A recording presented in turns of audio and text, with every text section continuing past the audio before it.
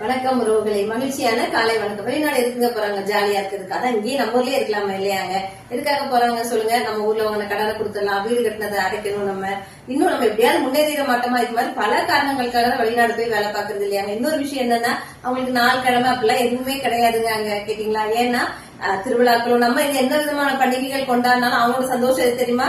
நம்ம இங்க நல்ல புது துணிமணி எல்லாம் போட்டு நம்மளை பாக்குறாங்க பாத்தீங்களா? அதுதான் அவங்களுக்கு ஆகப்பெரிய சந்தோஷமாவே இருக்குன்னா, நம்ம இங்க கஷ்டப்பட்டாலும் நம்ம குடும்பத்துல உள்ளவங்க எல்லாரும் எப்படி இருக்கணும்னு நினைப்பாங்க, சந்தோஷமா இருக்கணும், நிம்மதியா வாழணும் அப்படிங்கிற எண்ணங்கள்னாலதான் அவங்க இங்க இருக்கிறவங்களும் அப்பப்போ விசாரிச்சுக்கிட்டே இருக்கிறதுக்கு காரணமாவே இருக்கும். ஆனா என்னன்னா, சில நேரங்கள்ல சில குடும்பங்கள்ல அந்த புரிதல் இல்லாம போகுது. அதுக்கு சில காரணங்கள் இருக்கலாம். அதாவது நம்ம சொல்லுவாங்க இல்லையா, தொலை தூரத்துல இருக்கிறதுனால அந்த புரிதல் குறையதான் செய்யும். அதுல ஒன்றும் தவறு கிடையாது.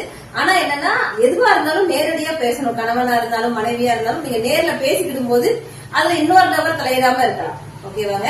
வாழ்க வளமுடன்.